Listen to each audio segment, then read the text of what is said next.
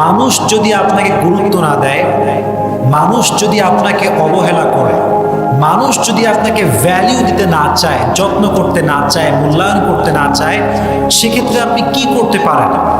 ইসলাম এই ক্ষেত্রে কি সাজেশন দিয়েছে, রাসূল কারীম সাল্লাল্লাহু আলাইহি ওয়াসাল্লাম কি বলেছেন, এটা আমরা আজকে জানব। ইসলাম বলে যে তোমার সঙ্গে সম্পর্ক ভেঙে দেয় তার সঙ্গে তুমি সম্পর্ক জোড়া লাগাও, যে তোমার হক নষ্ট করে তার হক তুমি আদায় করে দাও, আর যে তোমার সঙ্গে জুলুম করে, অত্যাচার করে, কষ্ট দেয় তাকে তুমি আল্লাহর জন্য মাফ করে দাও। সুবহানাল্লাহ পড়েন।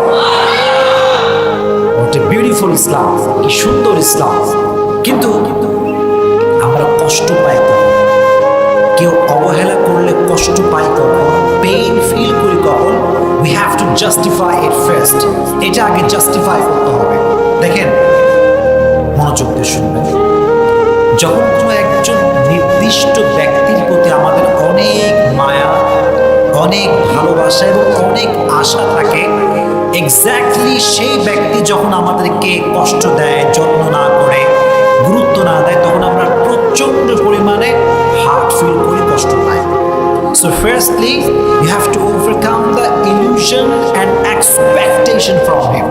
যাকে আপনি খুব বেশি মায়া করেন, যাকে আপনি খুব বেশি ভালোবাসেন, তার প্রতি আপনার প্রচন্ড পরিমাণে আশা কাজ করে যে সে আমাকে রিপ্লাই করবে, ভালোবাসবে, যত্ন নেবে।